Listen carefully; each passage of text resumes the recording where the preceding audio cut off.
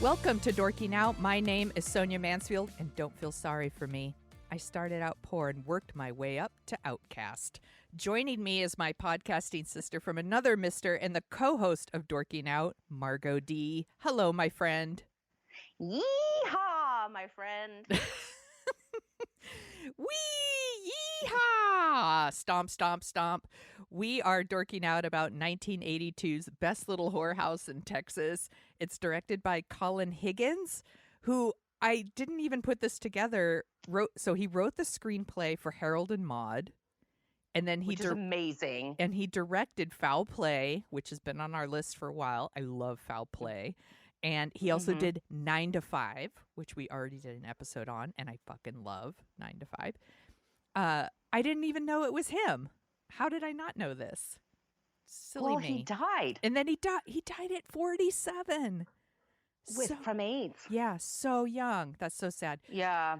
He also wrote the script. It's based on the play and musical by Larry L. King. Not that Larry King. A different Larry King, and Peter Masterson, and it stars Burt Reynolds, because sure, if you're going to do a musical, why wouldn't you cast Burt Reynolds?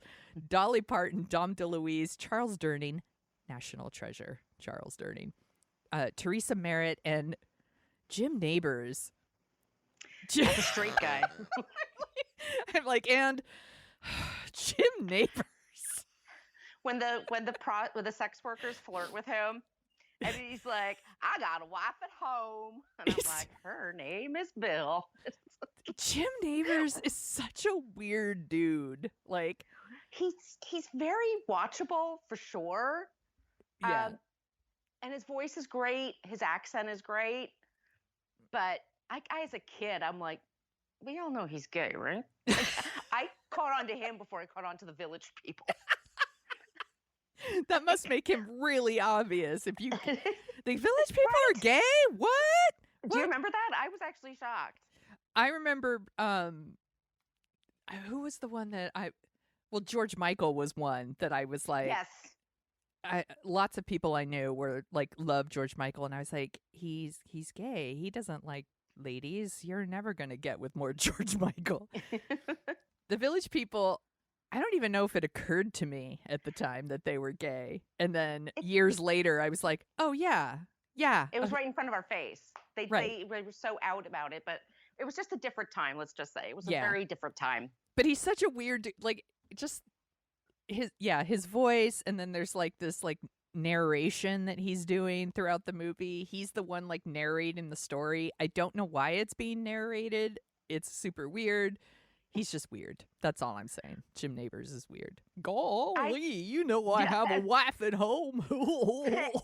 And he used to go on all the talk shows to sing, but he sang like this.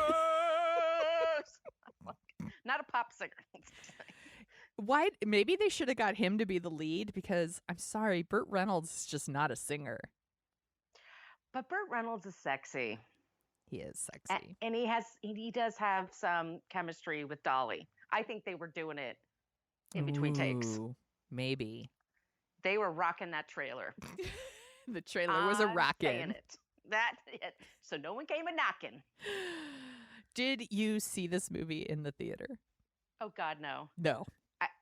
But my parents were like very strict about rated R movies or anything that had sex in it. They were fine with violence. They didn't care about the horror movies that I went to see. They didn't think twice about that. But anything that had sex in it, they were like, no.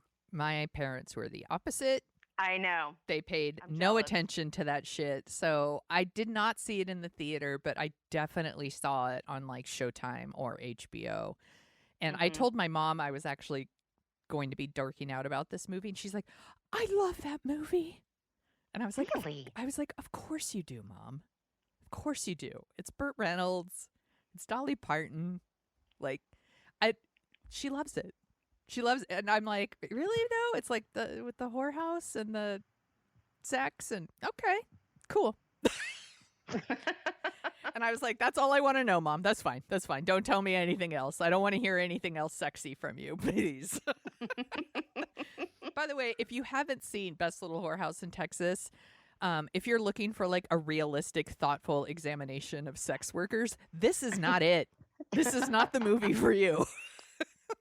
They are singing and dancing sex workers.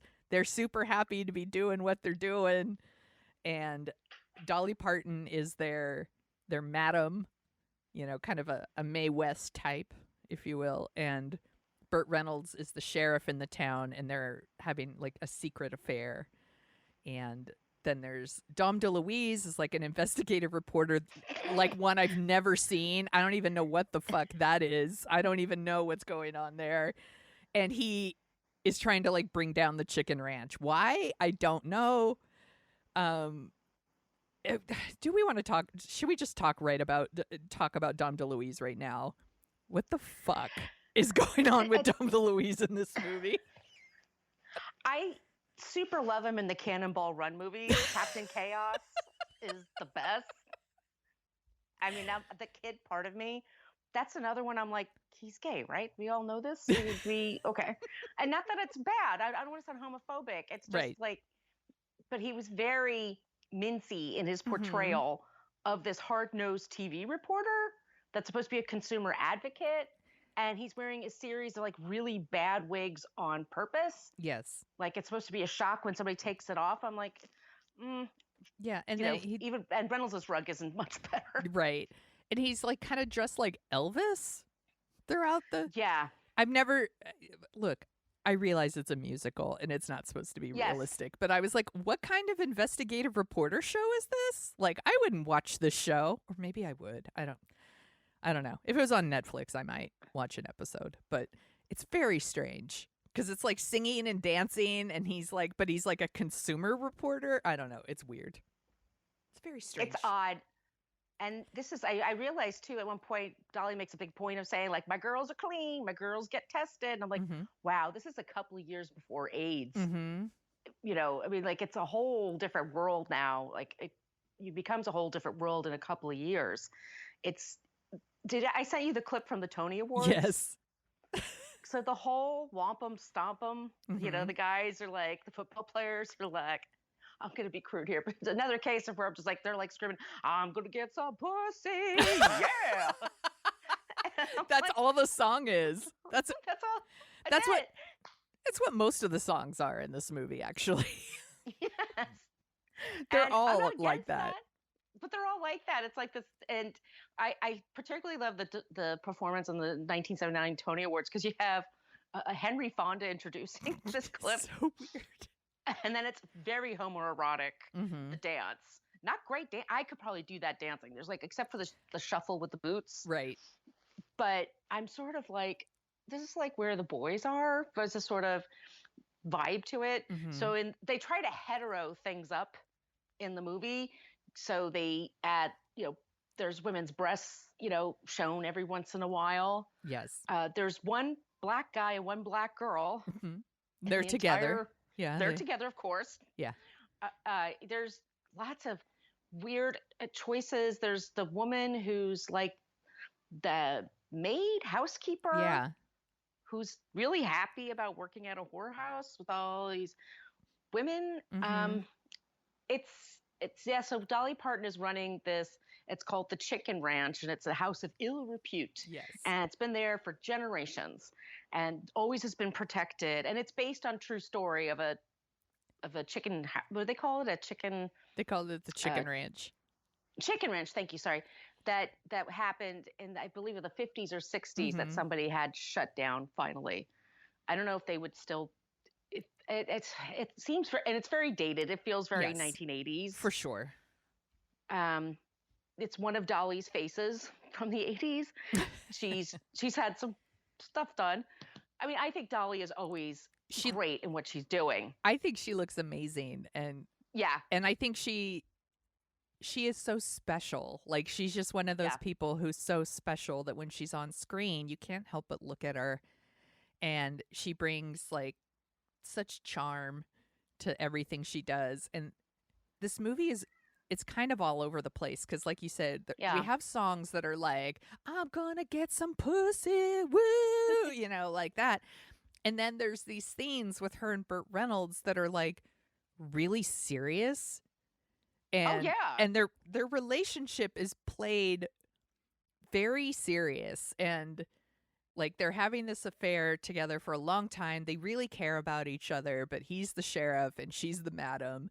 And they go on like a trip to the lake together, and they just sit and they like talk about religion, and they like I was like, what is happening? And then they talk about their dreams, and you could see like they really care about each other. It's actually a really sweet scene where they kind of admit like we're not sleeping with other people, we're only sleeping with each other. And but then there's a scene later in the movie where he calls her a whore, and Right. the look on both of their faces is very serious. It's like something out of a hardcore drama. I think it seemed very misplaced in this kind of movie. I'm like, what kind of movie are you trying to be? I don't know if it knows.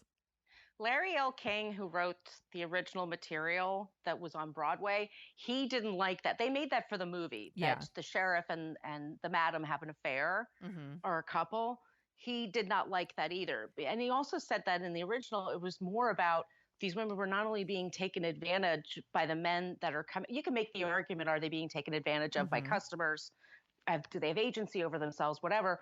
But the fact that the mob would come in and try to take over these brothels, like that's what often would happen because the mob does that. Yeah. And that's what really brings it down. And that's why she's like, this isn't worth it. I'm just going to do something else. So there's sort of like, there's this, yay, we're whores and we're happy and we're screwing for money because why give it away if you can get paid? And and the funny, the Broadway clip, they couldn't say laid in 1979. So like that modest. was so shocking. So modest. Oh God. It's so modest. But then you get the movie, and the movie's like you get the butts and everything, the guys in the locker room. Yeah, it is like emotionally, it's all over the place. And like you said, it gets really serious and dark. Yes. And then, thank God, we get Charles Durning in Austin. He's my favorite part of this whole movie. He's the best part of this movie. Yeah, he's and the reason to see this movie. Yeah, and there's something to say. I mean, it's got Dolly Parton. So if if you can take the movie away from Dolly Parton, tip of the hat, because she's awesome. But Charles Durning's the best part. He's my favorite part, and he's only in a couple of scenes. And he's dancing. Yeah, and he's singing. And there's a line that I put on I think it's on it's my Instagram anyway, Brooklyn Fit Chick, but there's a time part where he just says, I don't know her. And that's like such a Mariah Carey line. I don't know her. I don't know her. Yeah, he says, I don't know her. As he's saying about Mona. Is that her name, Mona? Mm-hmm. Yeah. I don't know Mona Stangley. He sings and dances and kind of, they're trying, like, Dom DeLuise is coming in to sort of get him to get involved in closing the ranch. Yeah, it's a whole thing. And then Burt Reynolds says, close for 2 months. She goes back and forth and back and forth. And she says, okay.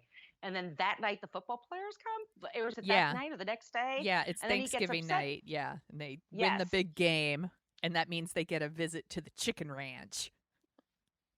That's their motivation. That's their motivation. And that's where we get the song where it's like, I'm going to get laid and it's so fun. And the song is actually pretty silly because it's like, how they think they're gonna like rock these girls' worlds and like they'll never be the same. And I was like, dude, whatever. Like total clueless young guy. But also they're dancers, and sometimes you're kind of like, a lot of them wind up, I see, like when I watch it now, like, oh, there's a bunch of threesomes going on here. Oh, yes. I get it. So many. So many. I was like, okay, I get it. I mean, it looks great. I mean, they filmed it in Texas, and that part's great. And some of the songs are super catchy and fun. Yeah. Do you have a favorite? I just found like, do I have a favorite? Well, I have to say, I Will Always Love You, because it's the only version that doesn't make me want to gouge my eyes out with my thumbs. It is really pretty. It's very pretty. And I like Dolly's. It's her own song, for God's sake. So, of course. But I like the way she sings it. I like what she it's sad. puts into it. It's sad. It is a sad song. I think the Dolly Parton, the Whitney Houston version is really big and super famous, obviously. But I don't know if it's it doesn't come across as sad as Dolly Parton's version, which is because if you listen to the words, the song is really sad. I have not stopped singing the Charles Durning number. The ooh, I like to dance a little sidestep. Now you see me, now you don't. Like I've been singing it around the house for weeks actually, because Charles Durning came up a couple weeks ago on What a Creep, and we started sharing that clip back and forth, and that's kind of what started the whole thing with we should watch Best Little Whorehouse in Texas. He's not a creep, by the way. He's not a creep. That's why he was in the episode, and that's why we were sharing it, and it kind of started this whole thing. And the other thing I love about his character is he's the politician who says nothing. And that is something that, like, we still get that now. Like, I'm looking up the words. Like, they ask him about the chicken ranch, and he's just like, you know, I'm for goodness, and I'm for profit, and for clean living, and saying your daily prayer, and I can't tell a lie. Okay, bye. Like, he doesn't answer anything. And I'm like, they still do that. Like, politicians still do that. Comedians probably do too, but politicians, they don't want to answer anyone because they don't want to offend anyone because they don't want to lose an election. They're, you know, and right. Yeah, nothing's changed, basically, is what I'm saying. They would all you could see Mitch McConnell probably trying to do this song. But thank you. But if he tried to sing and you know, it would be terrible. Yeah. Ooh, I love to dance a little sidestep. That's my Mitch McConnell. I'm gonna whoop and stomp and get some pussy. That's Lindsey Graham. That's Lindsey. Oh yeah. I'm gonna walk and stomp. La la la la. That's my Lindsey Graham. I'm gonna get laid. I love pussy. That's my Lindsey Graham. It's really good, right? I've been practicing, y'all. There's a Hard Candy Christmas is pretty catchy. Yeah, I'll Always Love You. There's the one with Burt Reynolds and her called Sneaking Around. And the whole time, though, I was just like, Burt Reynolds is not a singer. He's just not a singer. No, but they do have nice chemistry. Sing-songy. They have great chemistry. I mean, they look cool. They look great together. It's very 80s when you put them together. Like, Dolly's really working the boobs and the cleavage. Mm-hmm. And he's got the mustache. Yes. And the rug. He's driving around really fast. Like, Yeah, he's doing his thing. He's doing his Burt Reynolds thing. Yeah, I mean, the whole point is like they're so then they have a problem because you've got the boys there, the football team, the Aggies came by, and he's mad at her and he calls her a whore, and then there's like super darkness that happens. Then we get Charles Durning, and then it's just sort of like, well, I guess we're going to close up shop, and they're just that's all, and then Burt Reynolds shows up and takes her. Yeah, I actually was kind of confused by the ending because So because a bus picks up 50 women at once going into so there's that. First of all, there's no bus stop there. What kind of movie is this? There's no bus stop. I mean, because I've somebody who like takes transportation or did at least anyway, like things like that. Like, wait, it was a one bus for 50 women. They're all going to all different places around the country. It's just bizarre. Maybe she rented a party bus. I don't know. It's super weird though, because then there's a thing where like Dom DeLuise's character succeeds. Like, the polls show that people want to close the chicken ranch, even though, by the way, the people who are against the chicken ranch aren't people who live in the town. Like, the people in the town are fine with it. They're like, there's never any problem. They pay their taxes. They actually put the money back into the community. They're all fine with it. I love the scene where they are interviewing people on the street about it. And a woman's like, oh, my husband used to go every Saturday and I considered it a relief. And she's like, I know times are different now because, you know, I hear some women actually enjoy sex or something like that. It's like, you know, and then there's like the other guy who's like, those girls are clean.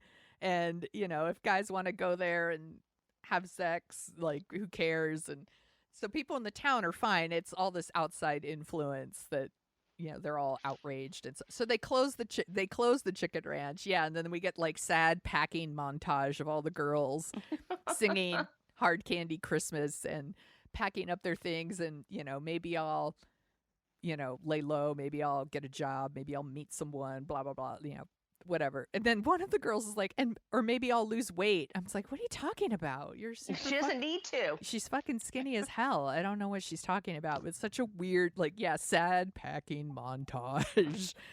And then the bus shows up and takes them all away. And then Burt Reynolds shows up and is like, I love you and I'm going to marry you. And carries her officer and a gentleman, love's going to lift them up where they belong or something. And he puts her in the car. And I will always love you. And he carries her to the car and then they drive off and it's like the end. Yeah. I'm like, what? Such a weird movie. It's so weird. They tried to do, I applaud them for trying to make it filmable. It's hard to do that sometimes with musicals. They work on stage for a reason. And I'm thinking of A Chorus Line, the movie. Yeah. You just, that always feels phony to me. That just never, it has some of the best songs in the world and they couldn't make it work. I think the movie is fun at times. Yeah. Funny sometimes unintentionally. Yes. Funny. I think Dolly's always great. I like Dolly and Bert together. Bert's fun. And I think Dom DeLuise is silly, but I do like his voice. Yeah. But he's doing that thing he's in is it The Producers or Blazing Saddles? Put on your hands, stick out your tush. Yeah. That whole thing at the end. Yeah. He's doing that from Blazing in this movie. He's extending that character. But Charles Durning comes along and I'm like, oh, thank God. Thank God we have Charles Durning. He's so good. I actually kept wondering, what would the movie be like if Charles Durning had played the Burt Reynolds part? I wonder if it would have been better. I would have liked it even more. I think so too. I think when they are singing and dancing, the movie is super fun. And when that's not happening, I'm kind of bored. Same here. But yeah, it is an interesting time capsule of a movie. So in that way, I enjoyed watching it. So I looked up a bunch of stuff about this movie, and one of the things that I could not believe was this was the movie that knocked E.T. off the top of the box office. Stop it. E.T. was 6 weeks at number one, which is unheard of now that movies would be more than 2 weeks at number one. It never happens. But E.T. was fucking huge. Huge. You couldn't get away from E.T. And Best Little Whorehouse in Texas comes out. This is July 1982. And it made $11 million this opening weekend, which is nothing, once again, compared to now. But it was enough to knock E.T. off its number one spot. Isn't that weird? That is weird. And it was the biggest weekend for a musical ever at the time. Wow. And it was also, something else I read about. It was also one of the first, one of the top grossing, R-rated movies at the time. Wow. I know. For boobs? I guess so. Well, boobs and butts? Yeah, boobs and butts. And they talk about getting laid. And even the title was controversial. Yeah, that's true. So I looked that up too. And so in other parts of the country, they referred to it as the Best Little Cat House in Texas. And I'm like, why didn't they just call it the Best Little Chicken Ranch in Texas or something? Because that's what they call it throughout the whole movie. Yeah. I don't know why, but whatever, it's fine. So they called it Little Cat House, or sometimes they just bleeped it completely. So the Best Little Beep in Texas. So stupid. That's so dumb. I know. What a simple time when the word whorehouse or laid was enough to get bleeped. Now it's or xylophones. All of a sudden xylophones go crazy in that song, that Tony Awards clip that I sent to you. Yeah. What are they? It just makes you go. Your brain just wants to fill that in. What are they saying? They that's so funny. I'm gonna put a clip to the Broadway thing that you sent me in the show notes because people should watch it. I also love how lo-fi that number is, compared to now. Because now when you watch the Tonys, it's so big, and this one was yeah, we put a bench out there. It's one of the ones we with my janky ankle, I think I could do this dance. You know what I mean? Like for most of it. Then they do the boot. I like the boot scoot and whatever they call that. Yeah. When they're dancing and kicking around the cowboy boots. I mean, it's good, but it's like I've seen better. I was kind of underwhelmed by it. But also it's like to me, I'm watching like it's very homoerotic. Yes. And at the same, so I don't know. It's also a slice of the 70s. I just love it. For sure. Super 70s. So let's see. Other rando notes I took here. At one point, Willie Nelson was suggested for Burt Reynolds' part. He would have been good. He could sing. And he's funny. Dolly Parton's role, they threw around Shirley MacLaine. And I'm like, she would have been good. Yeah. Diane Cannon. I'm like, she would have been good. Jill Clayburgh. Clayburgh. Thank you. Yes. I'm like, she's a little too plain, I think, for that role. Sorry, Jill Clayburgh. She's not here. Yeah. She's not here. She's R.I.P. She can't hear you. She can't hear you. Fucking cancer, that's why. Fucking cancer. Yep. I also read that this is one of 3 movies that Jim Nabors and Burt Reynolds made together. And I'm like, I had no idea that they were a comedy duo. And one of the movies, so one is Cannonball Run 2, and the other one is Stroker Ace. Have you seen Stroker Ace? I know I have, but I don't have much of a memory of it. But it would have been something I'd seen in the 80s. I think about it now, and I'm like, that movie will not have aged well. It was shitty at the time, and now I'm thinking instantly of like, there's a scene where Lonnie Anderson is in it, and she drinks and she passes out, and Burt Reynolds like debates having sex with her, even though she's passed out. Oh my God. And then he doesn't, and we're supposed to think he's like a swell dude because he didn't. And I'm like, an Animal House. Yeah, I'm like, ew. So I won't be revisiting that one anytime soon. Or maybe we should put it on the list. I don't know. What else? Dolly Parton won a Golden Globe for Best Actress for Motion Picture Comedy. That makes sense to me.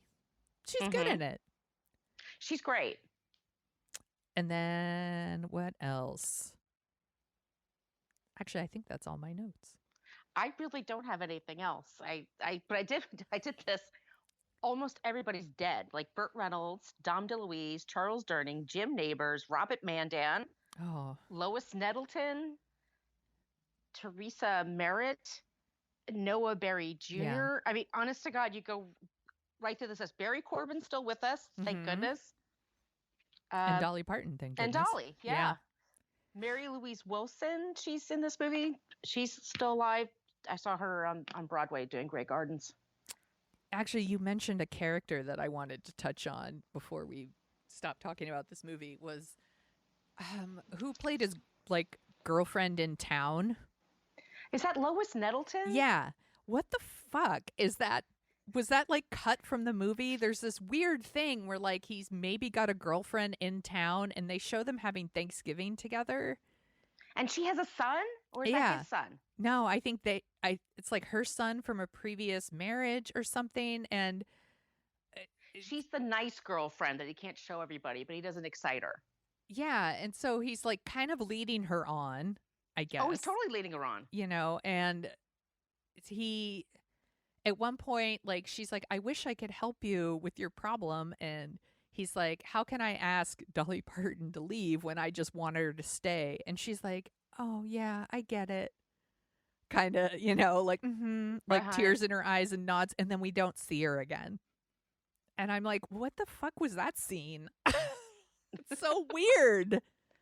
This movie is very all over the place. It's so all over the place. There's also like a thing where like a senator gets caught in the bust, and then he claims that like communists drugged him.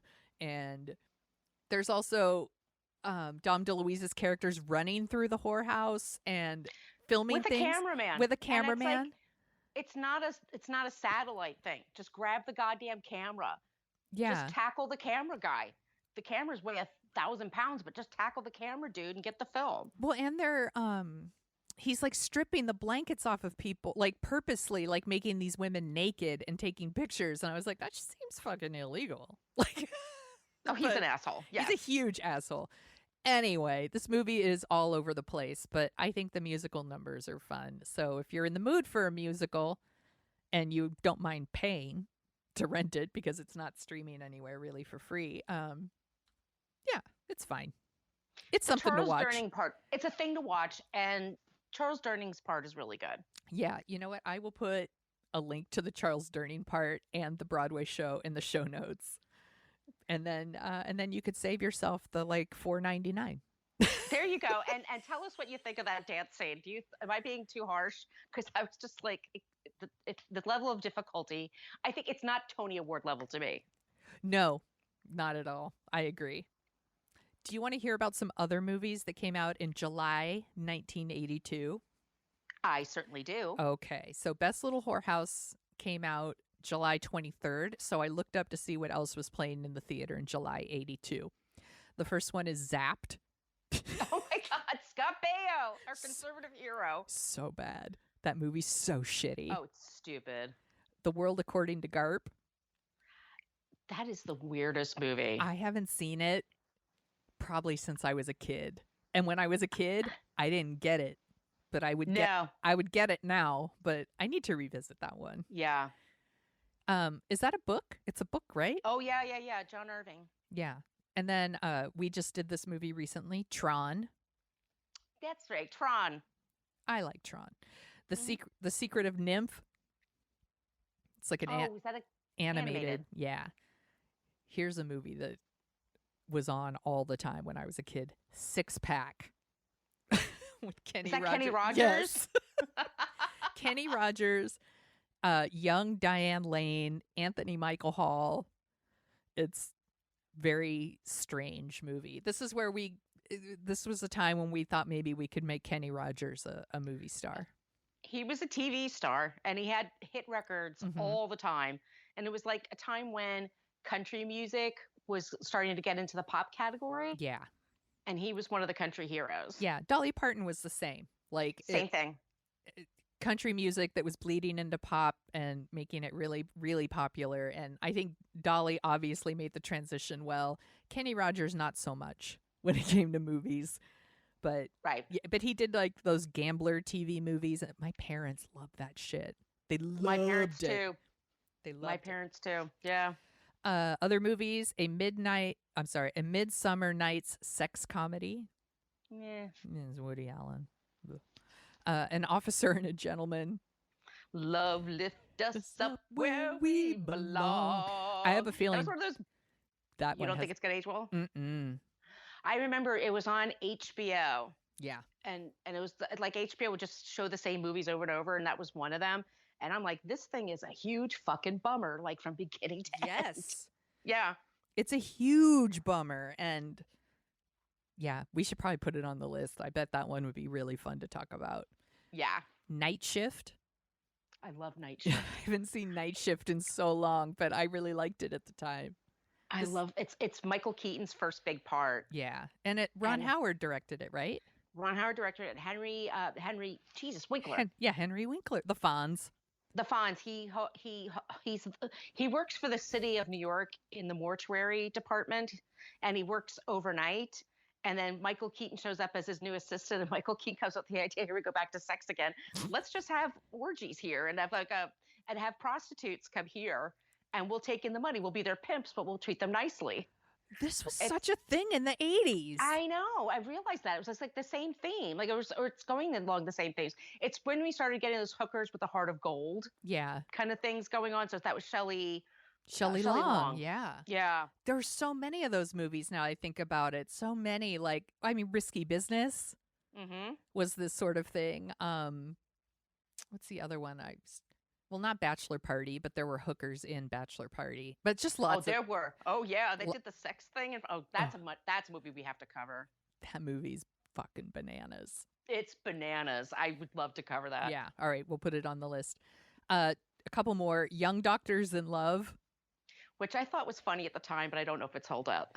Right. It was really a spoof for anyone who remembers of like soap operas like General Hospital and stuff like that. So it's very of its time, I would say. And then the last two, one is called Summer Lovers. Oh, yeah. Which I don't think I've ever seen, but I definitely remember like the VHS box and stuff like that. Well, it's Eyebrows. Who am I thinking of? Peter Gallagher, Daryl Hannah, and another woman, and they have like they're a throuple basically now. That's what we call it. But at the time, it was a big deal. Like, ooh, we had two women, and it was one of those movies I would stay up really late and then sneak down and try to see. For sure, it's that kind of movie. And then the last one is Forced Vengeance with what's that? Chuck Norris. No, I don't like Chuck Norris. I hate Chuck Norris. I think he sucks. I just always thought he was a bad actor. Yeah. And my bar was low for that in the 80s. And he couldn't jump over it. No, I don't like Chuck Norris. I don't like his.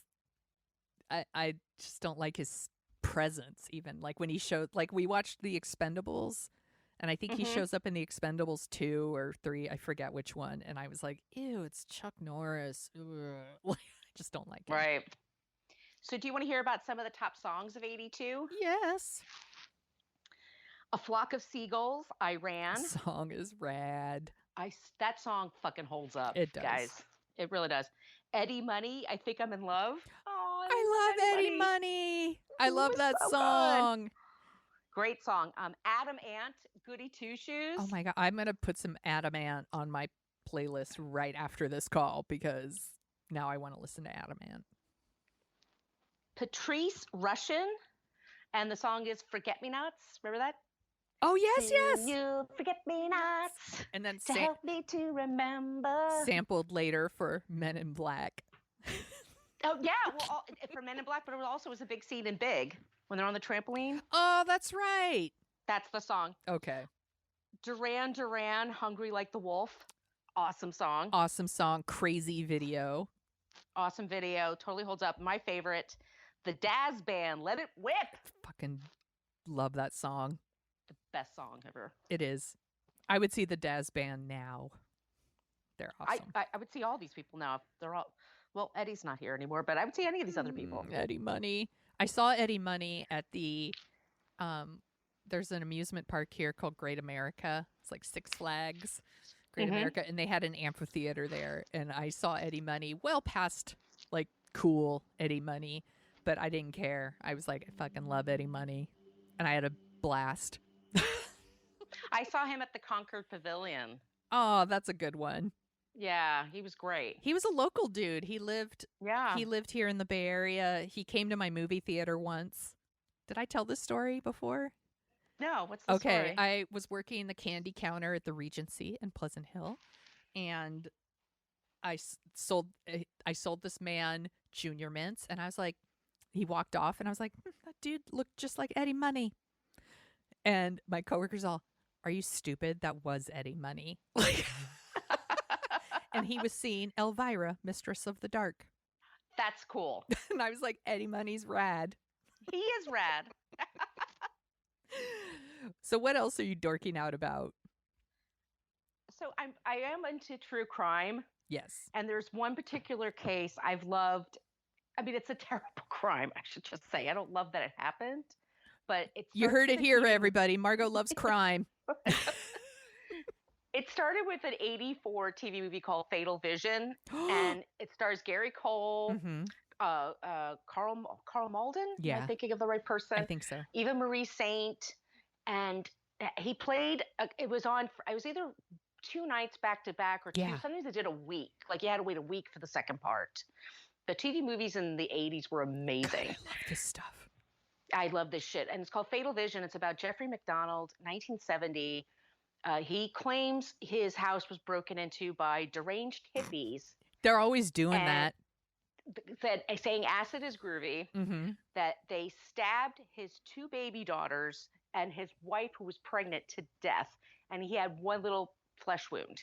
Mm-hmm. And this is like 1970, like murder cases weren't handled like they are nowadays. A lot's happened in 50 plus years.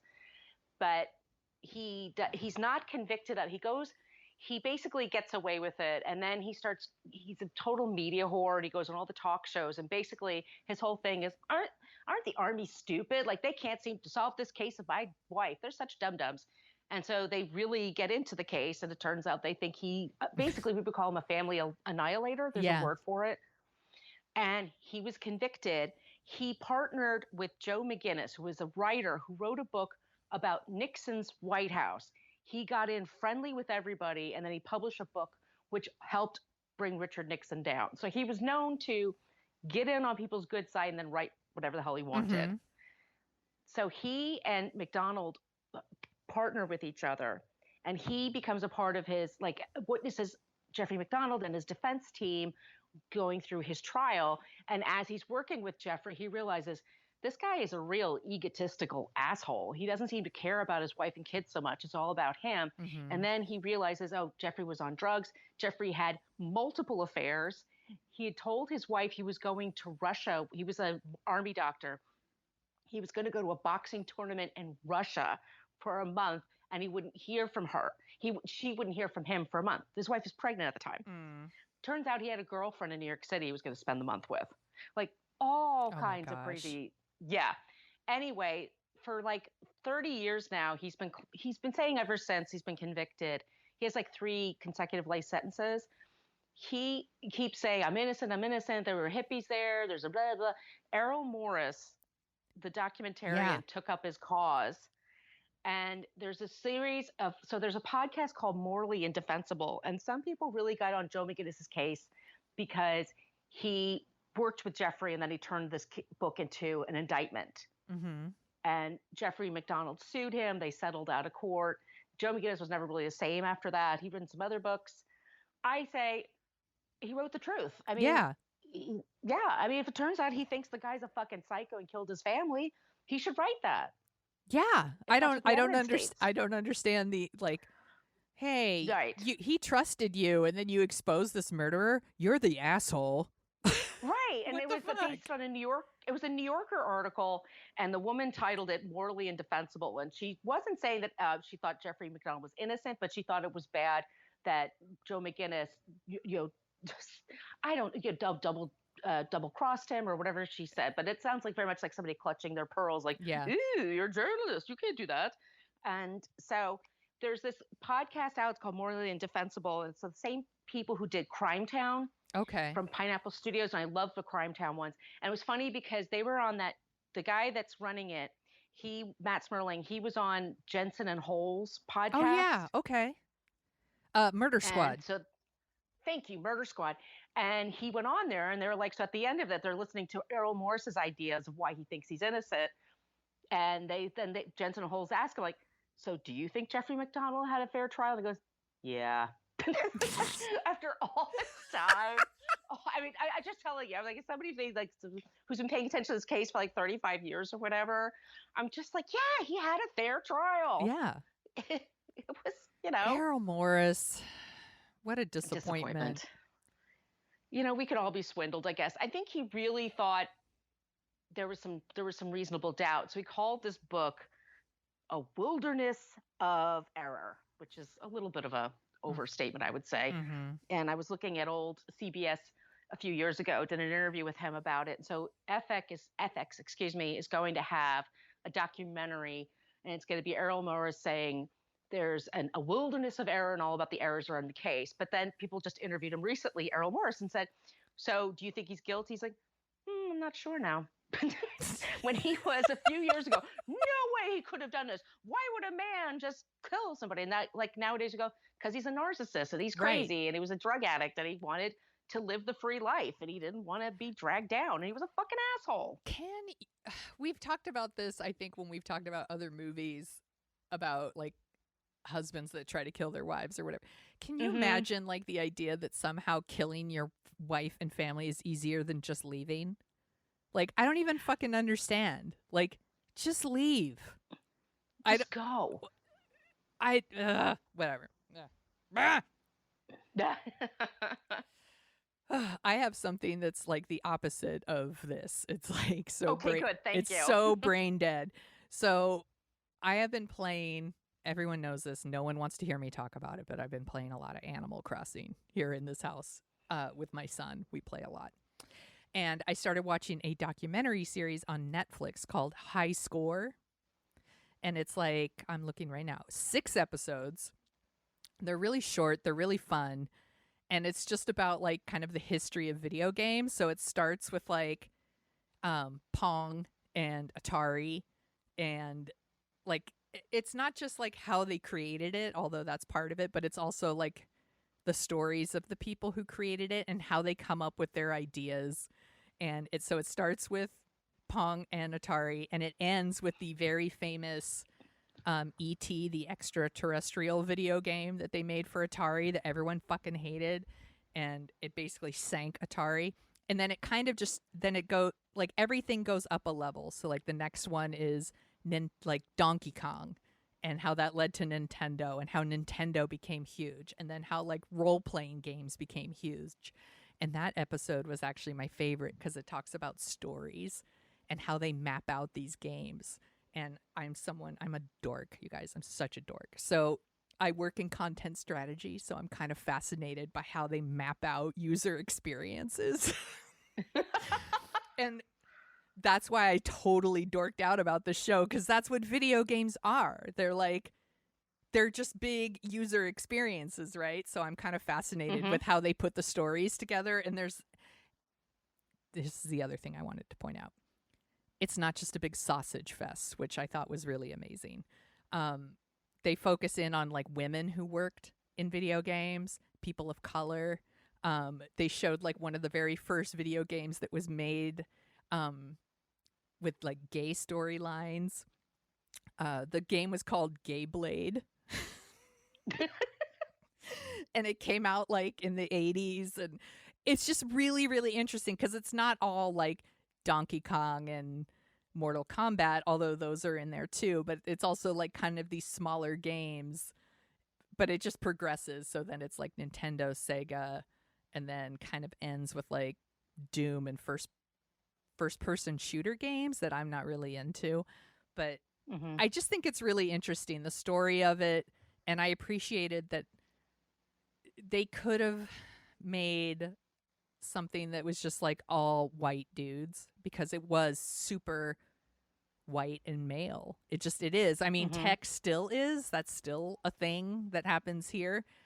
But they really did try to find like women, people of color, people of different sexual orientations. Some of the people they talked to who were like competitive players.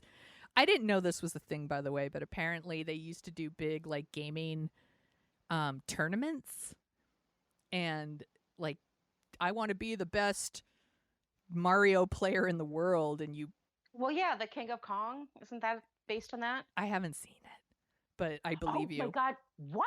I haven't. All right, you have to see that movie. Okay, I'll put it on there. You got to put it on the list. We have to talk about this movie. Okay. I'm someone who doesn't care about any of that stuff, and I found it fascinating. Ooh, okay. All right, it's on the list. Yes. Well, so some of the people, like one of the people that wins like this top thing, has like had a sex change since then, and and just the way that they like address, they don't make it's not a big issue. It's not like, and then now she's a lady, there's nothing like that. It's like, and she talks about like how much she loved these games back in the day because you got to be someone else. And that makes sense. And I was like, it's really well done. I was really, really impressed with it. So it's called High Score, and it's on Netflix. And like I said, it's pretty easy watch. So if y'all are looking for something, High Score. Absolutely. Margo, where can people find you on the internet? You can find me on social media at Brooklyn Fitchick, and that's for Twitter and Instagram mostly. And my blog is brooklynfitchick.com. And if you want more of us, you can listen to us at What a Creep, where we are having the most fun talking about horrible people. And then we end the episode with someone who's not a creep, who's not horrible, so that at the end you're not crying thinking the world is hopeless. That's how we came across Charles Durning singing and dancing in Best Little Whorehouse in Texas, because he's not a creep. You can email us, by the way, at dorkingoutshow@gmail.com if you want some stickers. We have the cutest stickers. I love them so much, and we could get those sent out to you. You could give us a review on Apple Podcasts, and I'll be your best friend, and we'll give you a shout out on the air. And you can find me at thesoniashow.com and The Sonia Show on Twitter and Instagram, where I'm posting photos of bread and my dogs and Animal Crossing. Such a disgrace. Oh my God. But this was so fun. I'm so glad that we talked about this movie. It really was fun to watch, even when it was a little slow in some parts. It was still fun. No, it was great. I'm really glad we did this one. And it was lovely to see Charles Durning looking so happy. Yeah, exactly. And I think next week we're having a special guest on the show. I think Mr. Adam Risky is coming back next week, and we're going to talk about the Pelican Brief. Oh, I can't wait. I love it. It's going to be so much fun. God, when we do 90s thrillers, it's the fucking best.